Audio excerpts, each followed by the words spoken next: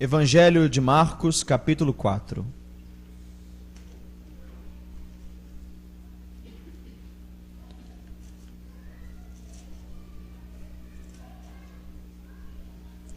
Voltou Jesus a ensinar à beira-mar, e reuniu-se numerosa multidão a ele, de modo que ele entrou num barco, onde ele se assentou e se afastou da praia.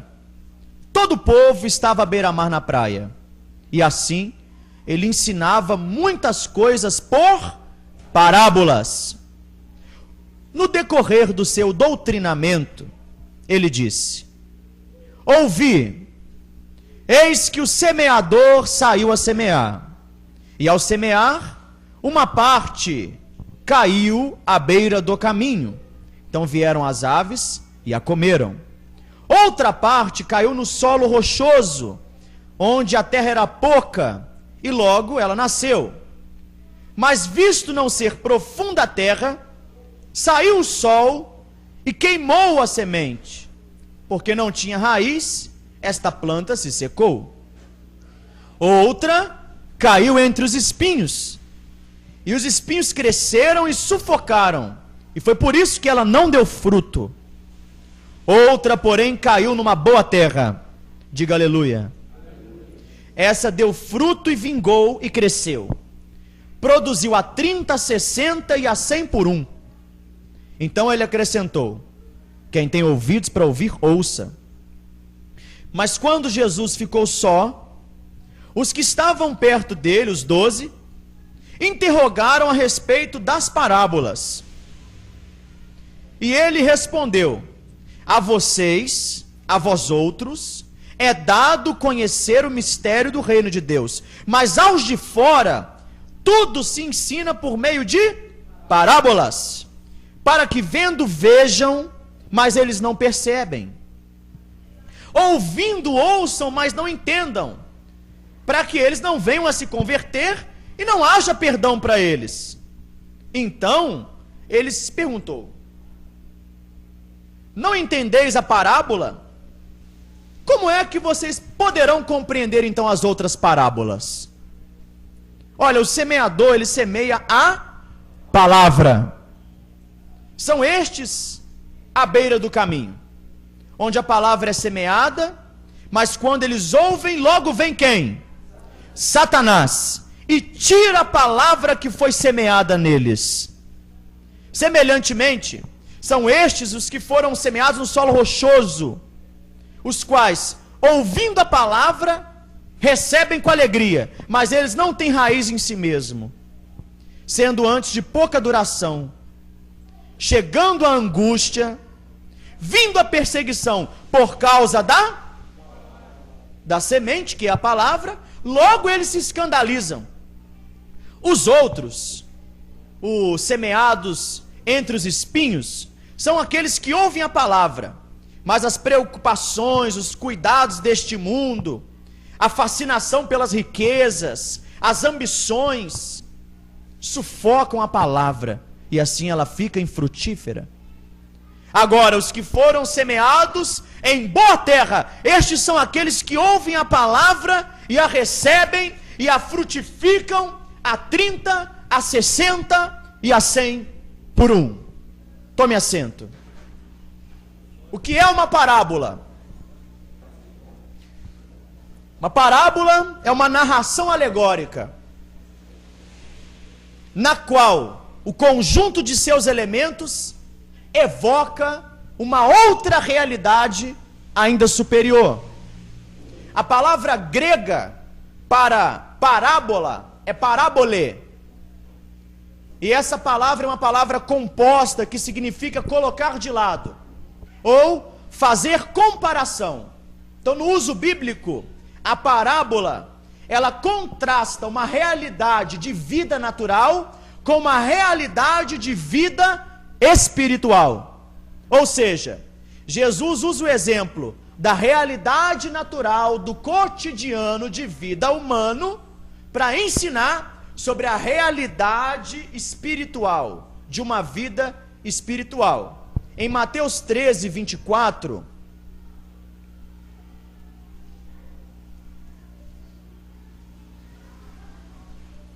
no capítulo 13, aqui, ó, no versículo 24,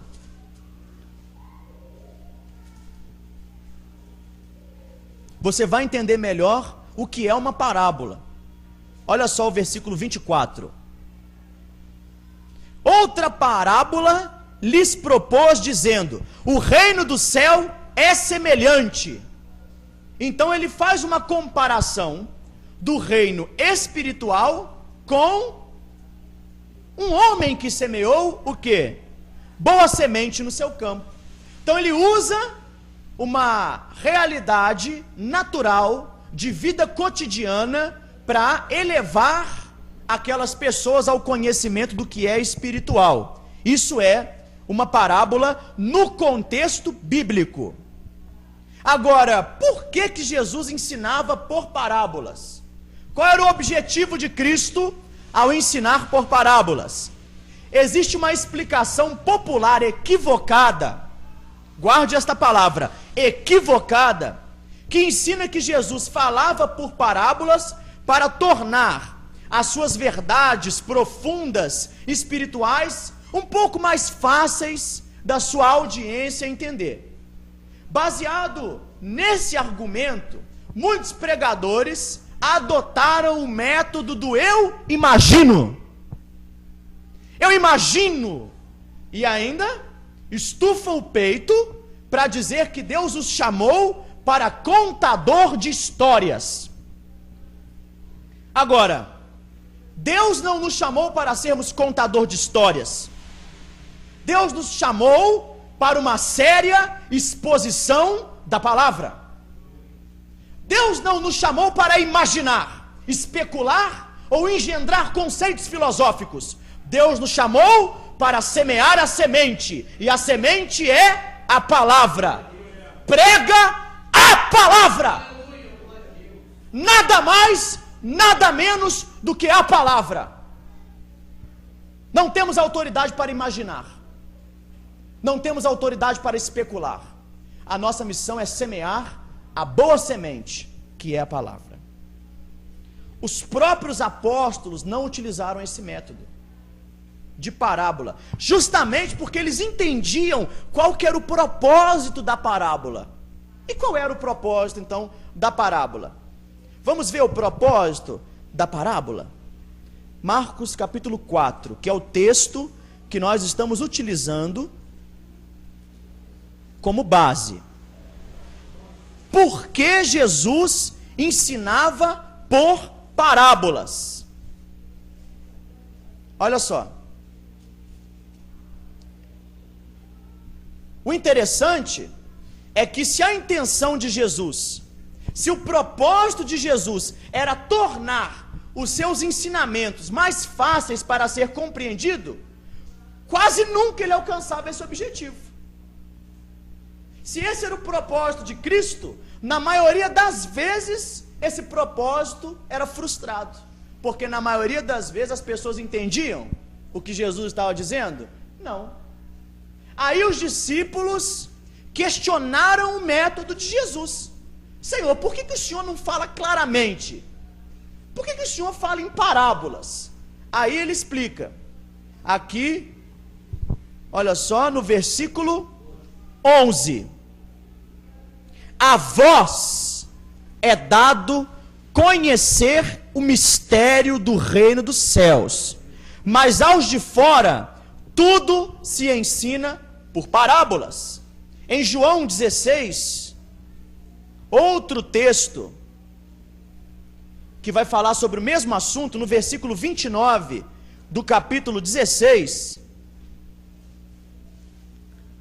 disseram os seus discípulos, mais uma vez, disseram os seus discípulos: agora que o Senhor fala claramente e não empregas nenhuma figura, agora vemos que o Senhor sabe todas as coisas e não precisa de que alguém te pergunte.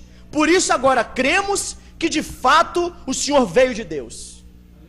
Agora que o Senhor parou de falar em parábola, nós cremos realmente que a sabedoria que está em ti, Jesus, não vem deste mundo. É uma sabedoria superior. E cremos também que o Senhor é de Deus. Os próprios discípulos disseram que quando Jesus falava em parábolas, eles não conseguiam entender, e por isso, toda vez, quando Jesus se afastava, eles perguntavam: Senhor, qual é o significado da parábola? O propósito da parábola, qual é, então? Quereis saber qual é? Os senhores querem saber? Mas os senhores têm estômago para saber? Eis a questão: você quer saber por que Jesus falava em parábolas? Sim ou não? Você veio aqui para saber por que Jesus falava em parábolas? Sim ou não? Então pergunte para o seu irmão aí: você tem estômago para ouvir o que a Bíblia diz?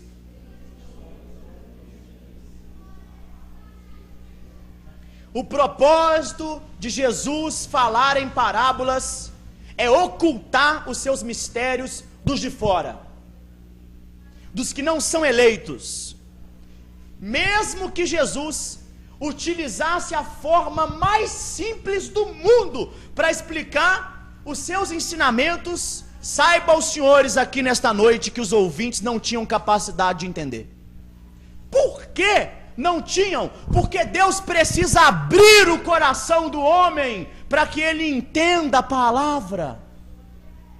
E isso, essa revelação, era direcionada especificamente aos escolhidos, e aqueles de fora não eram escolhidos. Por isso Jesus falou em parábolas. Aí você fala: pastor, mas essa palavra, ela me assusta. Essa palavra é chocante demais para a igreja evangélica arminiana, para os judeus arminianos.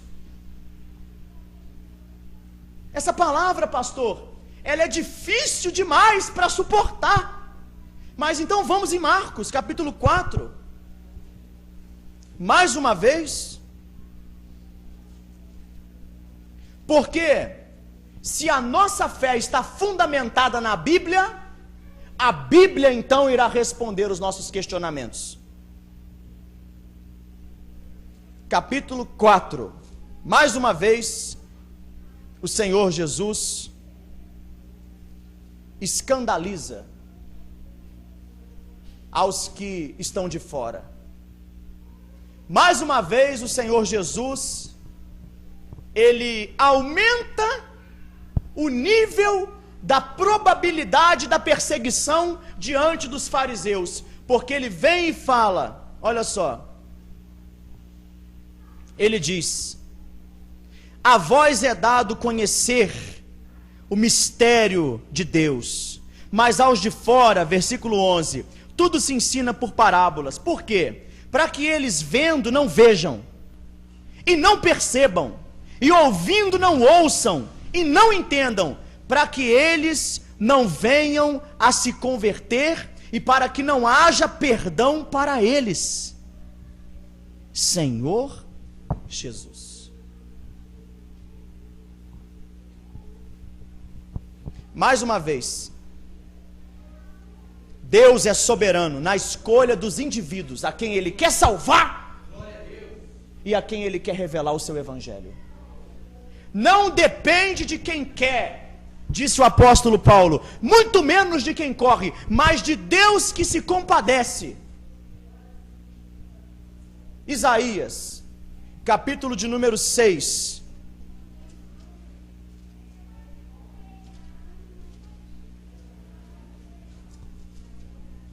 Essa palavra de Jesus é para que se cumprisse o que foi dito pelo profeta Isaías, no capítulo de número 6,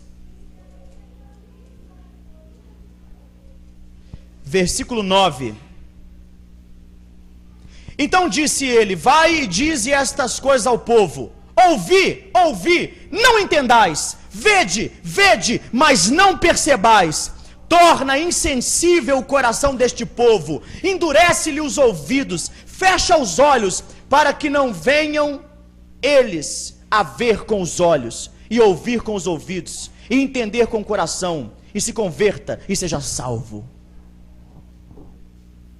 Jesus citou Isaías. Observação número 1. William Hendrickson diz: Deus endurece o coração e não revela o seu evangelho para aqueles que endurecem a si mesmos e não aceitam o evangelho. Deus endurece o coração e não revela o evangelho para aqueles que endurecem a si mesmos e se recusam a ouvir o evangelho. Todo aquele que não dá ouvidos à palavra de Cristo, ele faz isso por livre e espontânea vontade. Outra coisa, como nós aprendemos com os nossos pais, a eleição ela é incondicional. Então, o fato de Deus revelar os seus mistérios, Ele não revela os seus mistérios porque aquela pessoa faz alguma coisa, ou porque aquela pessoa é alguma coisa, ou porque Ele sabe que ela vai fazer alguma coisa. A soberania de Deus, ela está muito mais acima da responsabilidade humana do que você imagina. Agora, automaticamente, ela não anula a responsabilidade humana. Ao mesmo tempo que Deus é que nos converte, Ele nos exorta a nos converter. Agora, a responsabilidade humana, ela não pode mudar o propósito divino. Ela não pode mudar o decreto eterno divino. Essa palavra de Jesus é para os fariseus. Essa parábola de Jesus é para os publicanos. Essa palavra de Jesus é para todo aquele que não quer ouvir. É para todo aquele que rejeita. Olha, irmãos, Deus enviou o seu Filho unigênito ao mundo para morrer pendurado numa cruz. E a humanidade, ela vive como se isso não fosse nada. Deus em carne veio entre nós para nos salvar, e a maioria dos seres humanos vive como se isso não tivesse importância.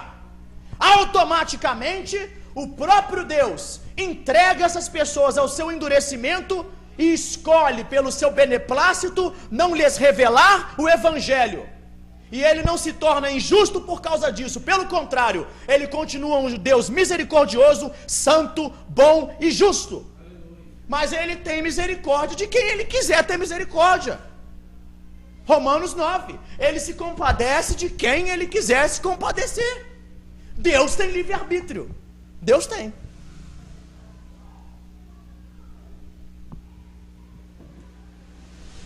Em segundo lugar, o semeador. Parábola do semeador. A primeira figura, o semeador. Jesus usa o exemplo do semeador para falar sobre a obra da evangelização mundial. Qual que é a sua essência e qual é a sua natureza? O semeador, ele saiu a semear. O semeador da época, ele levava consigo uma bolsa tiracolo cheia de sementes. E ele saía semeando, não olhava quem, não olhava cor de pele, não olhava vantagens. Ele era motivado a semear, e ele saía então aos campos com a bolsa cheia de sementes, semeando, não somente aonde ele percebia que era boa terra, mas na beira do caminho, entre os espinhos, ele lançava a sua semente. Jesus disse: ide por todo o mundo, pregai o evangelho a toda criatura. Quem crê e ser batizado será salvo. Quem, porém, não crer será condenado. Spurgeon, ele fala sobre a glória de ser um semeador. Ele diz assim: meus filhos, se a rainha da Inglaterra vos convidar para vocês serem embaixadores de qualquer país do mundo, não vos rebaixeis de posto, deixando de ser embaixadores do Rei dos Reis e do Senhor dos Senhores. Não existe nenhum posto, qualquer posição que você ocupar na terra, rei, presidente, governador, Nenhuma dessas posições pode se comparar a esta glória inefável de ser um semeador. E esta glória é dada a vós outros. Todo aquele que crê tem a missão de ser o embaixador do reino dos céus, do Senhor dos senhores. O evangelista, ele pode não ser nada diante dos homens, ele pode não ser nada diante da igreja. Talvez você lá fora, as pessoas que convivem com você no seu trabalho, não veem absolutamente nada de útil, de valoroso na sua vida. Mas se você é um evangelista, saiba que é grande o seu galardão nos céus. Saiba que a posição sua no reino dos céus será grande, será de honra. Aleluia! Esse é o semeador. Você quer ser um semeador? Levante sua mão. Não tem sido porque não quer. Vale a pena ser um evangelista? Esta parábola é a base de todas as outras parábolas. Por quê? Porque o ministério da evangelização está no centro dos ensinamentos de Jesus. Ele veio ao mundo para pregar o evangelho. Foi para isso que o Espírito Santo me ungiu, disse Jesus, para evangelizar. Aleluia! Diga glória a Deus. A semente. Falamos do semeador, agora vamos à semente. Jesus, ele explicou a parábola para os seus discípulos e disse que a semente é a palavra de Deus. E a palavra de Deus é o evangelho. E o evangelho é o poder de Deus, diz o apóstolo Paulo, para a salvação de todos os homens. Sendo assim, a salvação dos homens depende da pregação do evangelho. A salvação dos homens depende do semeador sair a semear. Ela depende não do semeador em si, mas da semente lançada, da palavra pregada, porque como ouvirão se não há quem pregue? E a fé, ela vem pelo ouvir, e o ouvir a palavra. Agora, eu quero fazer uma breve observação aqui nesse ponto. O que ensina o evangelho? Qual é a composição desta semente? Quais são os elementos essenciais que identificam a semente de Deus, o verdadeiro evangelho? Porque muita semente do diabo tem sido semeada. Sementes que são até parecidas com a semente do evangelho, mas não é o evangelho, é um semi-evangelho, é um evangelho semi-pagão, é um evangelho sincrético, é um evangelho pragmático, materialista. Então, como é que você identifica se aquela semente que está sendo semeada é a palavra? Vamos ver? Ao escrever aos Coríntios, Paulo diz: eu, irmãos, olha só, quando fui ter convosco anunciando o testemunho de Deus, eu não fui com sublimidade de palavras ou de sabedoria, porque nada me propus saber entre vós, senão a Jesus Cristo e este crucificado. Eu estive convosco em fraqueza, e eu estive convosco em temor e tremor. A minha palavra e a minha pregação não consiste em sabedoria humana, mas em demonstração do Espírito e de poder. Então o coração do evangelho, a semente de Deus, é a mensagem de Cristo e este crucificado. A semente que o Senhor nos ordenou a semear é a mensagem da cruz. Sobre esta pedra edificarei a minha igreja. Sobre esta mensagem ensinamos a nossa teologia. Agora, pergunte para o seu irmão aí do seu lado, olhe para ele e fale com ele assim: que tipo de semente a igreja evangélica moderna tem lançado no coração dos homens.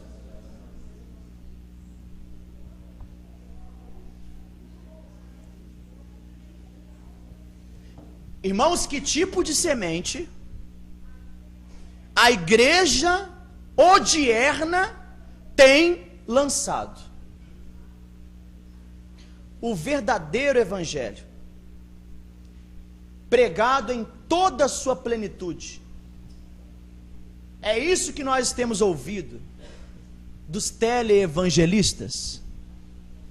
Quando você liga o seu televisor, você ouve Cristo e este crucificado? É a justificação pela graça mediante a fé? É o novo nascimento? Existe realmente a ênfase acrescentada na seriedade do inferno na mensagem desses homens? Em primeiro lugar, nós temos aqui como identificar a verdadeira semente, através do seu efeito sobre o solo. Existem aqui no texto 4 tipos de solos. Vamos observar?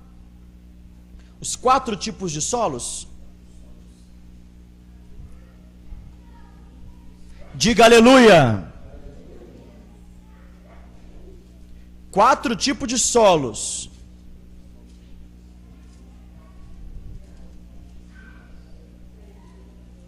Olha só, nós temos aqui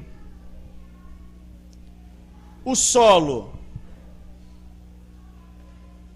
Cada solo simboliza o coração de um homem, não é verdade? Então, em primeiro lugar, nós temos o beira do caminho, que é o coração endurecido. Beira do caminho, ali o solo já está pisado e ele é endurecido. Esse é o solo beira do caminho. Jesus disse, olha só, são estes, versículo 15, os da beira do caminho, onde a palavra é semeada. Enquanto ouvem, logo vem Satanás e tira a palavra que é semeada neles. É o solo batido. O verdadeiro evangelho, quando ele é pregado em toda a sua plenitude, aquele que expõe a salvação de Cristo, mas não oculta a realidade do inferno, ele nunca será recebido por este solo batido. Ele nunca será recebido pelo não eleito. Infelizmente, existem muitas falsas conversões. À beira do caminho está recebendo semente. Mas quando esta semente cresce, e você observa os frutos desta árvore, você vê que não é a semente do evangelho. Então, por negligenciarmos a mensagem da cruz e a realidade do compromisso que essa mensagem da cruz exige da pessoa, nós temos falsas conversões. É uma espécie de fariseus da graça. Por quê? Porque o fariseu era um sepulcro caiado. Vai falar que Jesus não disse para os fariseus que eles eram um povo de duro coração? Sim ou não? Mas eles receberam a palavra. Mas que palavra? A palavra verdadeira, ela não nasce nesse coração. Então, se nós temos uma multidão de pessoas na igreja que são religiosas, legalistas, é o efeito de receber o semi-evangelho. Está dando para entender? Sim ou não? Esse coração duro, beira do caminho. Quando ouvides a palavra do Senhor, não endureçais os vossos corações. Segunda, olha só. Antes de passar para o segundo ponto, uma colocação concernente aos pastores. Se alguém vier ouvir essa mensagem em áudio.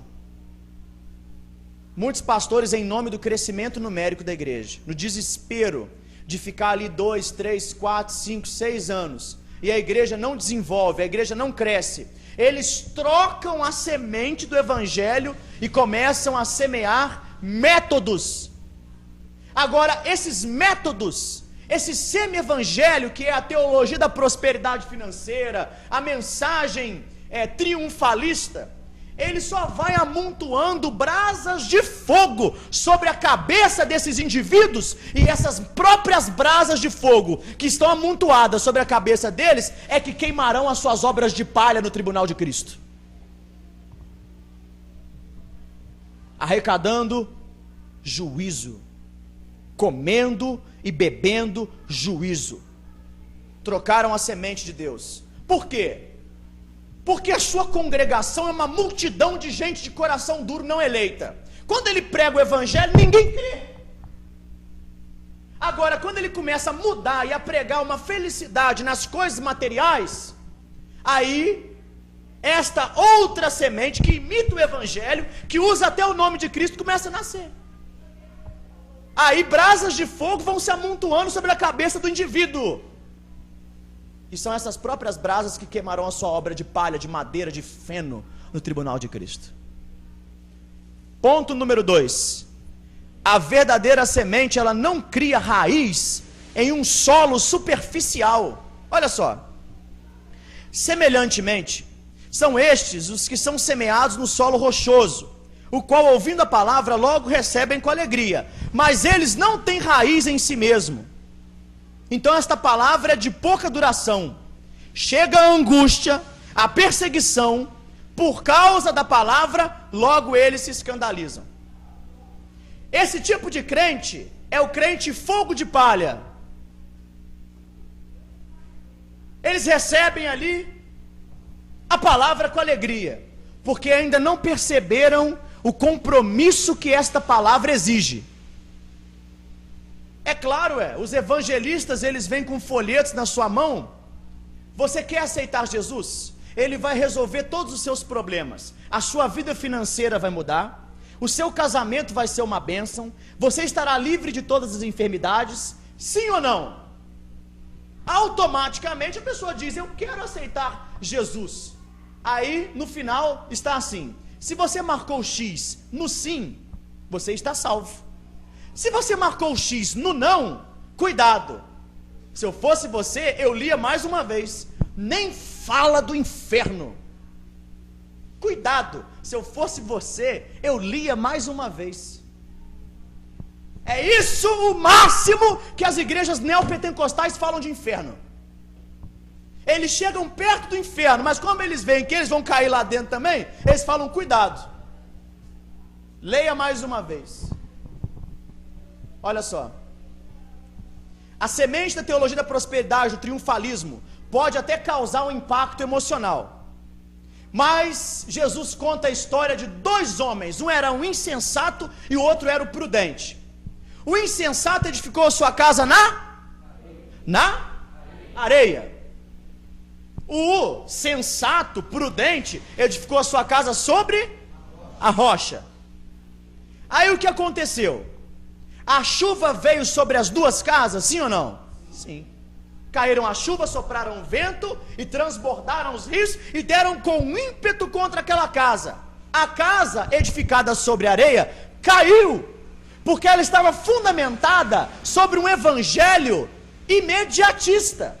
Aí quando ela começa a perceber que aquilo é mentira, que se você vier e fizer a fogueira santa do Monte Sinai, provavelmente nada vai mudar na sua vida se você não trabalhar igual um cavalo.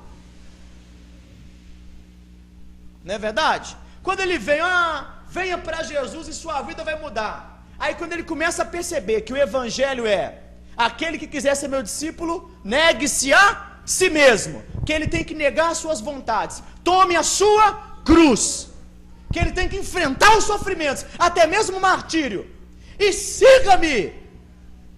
Aí ele se escandaliza. Então essa semente é fogo de palha. Quando ele começa a perceber que o evangelho exige compromisso sério, ele se afasta. Terceiro lugar, o coração ocupado. Olha o que diz aqui: Os outros foram semeados entre os espinhos.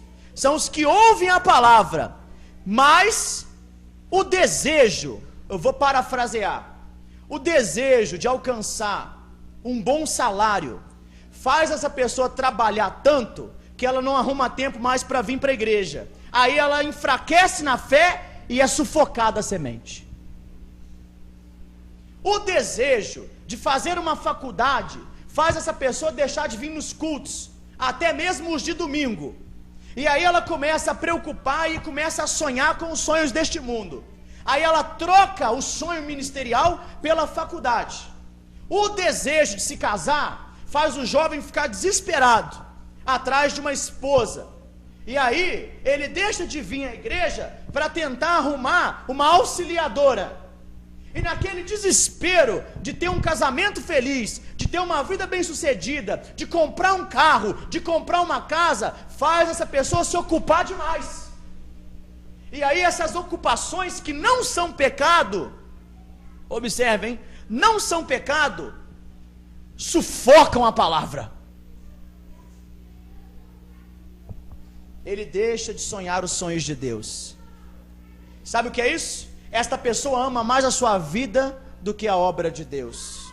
Jesus falou: não vos inquieteis com o que comeremos, com o que beberemos, com o que vestiremos. Buscai em primeiro lugar, observe isso, em primeiro lugar o reino de Deus e a sua justiça.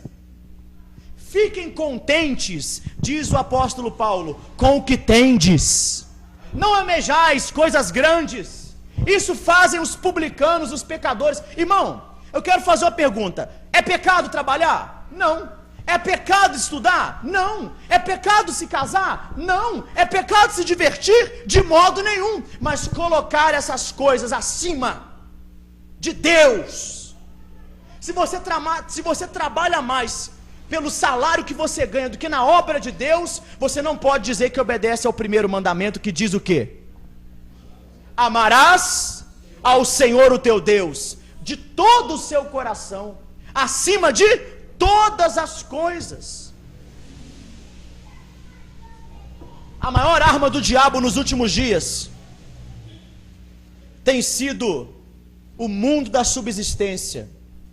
Quando Faraó oferece para o povo de Deus a terra de Gósen, e o povo de Deus deixa Canaã para morar no Egito, e ele imagina que o Egito vai trazer para ele os sonhos, mas aí quando ele percebe, ele é um escravo, e aquela escravidão vai massacrando a sua vida, vai sufocando a semente, vai sufocando tanto a semente, aquela preocupação com a empresa, aquela preocupação em crescer na vida,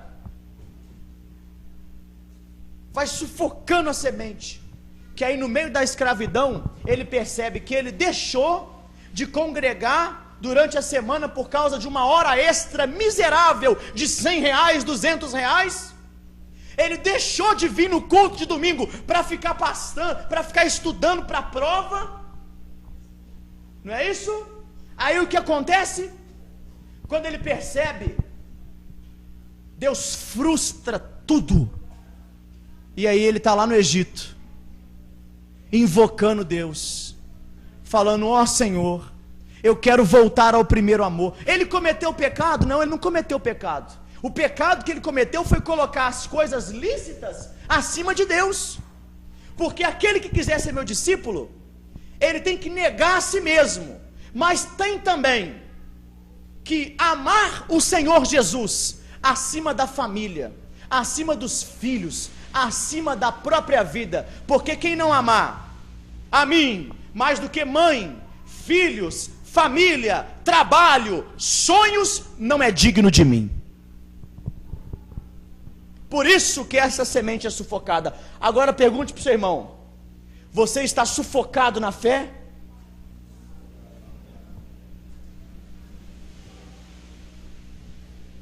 Pergunta para ele: quer sair dessa situação? Coloque Deus como prioridade na sua vida.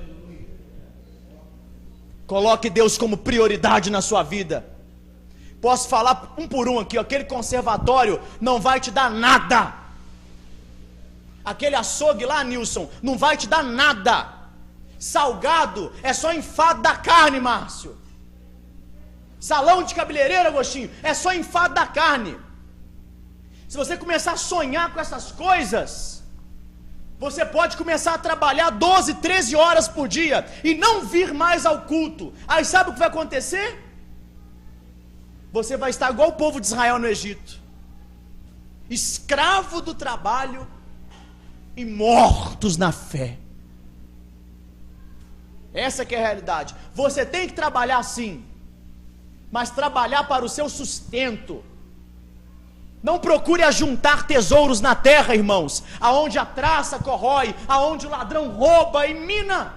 Ajuntai tesouros no céu, aonde não tem ladrão, porque o ladrão, ele vai para o inferno. Essa que é a verdade do Evangelho. Exortação final.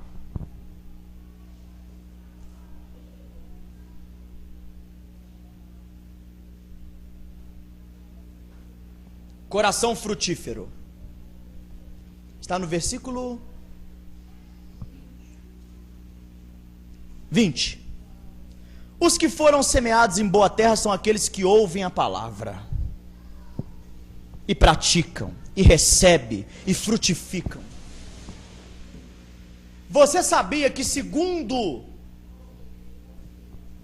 a matemática do texto, somente 25% das pessoas que estão me ouvindo hoje vão frutificar? Só 25%. O semeador está aqui, ó, semeando. Mas segundo esse texto, a probabilidade de 25% ouvir, receber e praticar. E era sempre assim, Jesus pregava, uns estavam indo ver Jesus para poder encontrar nos seus ensinamentos algum erro teológico e examinavam a teologia de Cristo para saber se ele era calvinista mesmo. O arminiano, quando ouvia o calvinismo de Cristo, se escandalizava, queria apedrejá-lo. Então alguns vêm aqui só para poder ver realmente quem é aquele jovem lunático que fica pregando, batendo, mas não recebe a palavra, não pratica a palavra. Olha para mim com a cara mais lavada e fala amém. Mas segunda-feira ele está lá sendo sufocado pelo trabalho, ou então a semente é roubada, logo que ele sai daqui, ele já liga o Big Brother e vem uma ave do céu e rouba a semente. Esse é o beira do caminho. Tem aquele que recebe com alegria. Aí Jeová sopra o vento. Aí, poxa vida, quando eu era ímpio eu sofria menos do que quando eu sou crente. Agora, eu quero ver o coração frutífero. É aquele que recebe a palavra, crê na palavra, obedece a palavra, edifica a sua casa sobre a rocha, entrega a sua vida a serviço de Deus, cresce espiritualmente para a glória de Deus. Ele decide ser uma semente. Ele fala, baseado na parábola do semeador, eu serei uma semente, mas serei uma semente de grão de mostarda. Eu estou disposto a jogar todos os meus sonhos na terra e morrer para dar fruto. Eu estou disposto a abrir mão de tudo. Não é para você deixar de trabalhar, mas é para você colocar o seu trabalho em terceiro lugar, abaixo de Deus e abaixo da sua família. Não é para você não se divertir, mas a vida cristã não é um parque de diversões, é um campo de batalha. Enquanto você está se divertindo, gozando das brincadeiras, tem almas descendo para o inferno. O verdadeiro servo é o servo bom, fiel e prudente, que recebe essa palavra e sai para negociá-la. Ele negocia o seu talento. Ele leva essa palavra que ouve no domingo à noite para o máximo de pessoas que ele puder durante a semana. A ele dá 30, 60 e 100 por um. O seu galardão está separado no céu. Ele tem a vida eterna. Não entrará em juízo com o mundo. E no final ele ouvirá assim: servo bom, aleluia, fiel, aleluia, prudente, entra agora no gozo do seu Senhor. Aleluia. Eu enxugarei dos seus olhos toda lágrima. Você escolheu abrir mão das riquezas deste mundo. Você abriu mão dos seus sonhos e se entregou para a minha obra. Mas não há ninguém que deixe tudo, pai, mãe, filhos, família, em nome do meu evangelho, que não receba 100 vezes mais, ainda nesta vida, e muito mais no reino vindouro. Aleluia. Glórias a Cristo, aleluia. Vamos ficar de pé.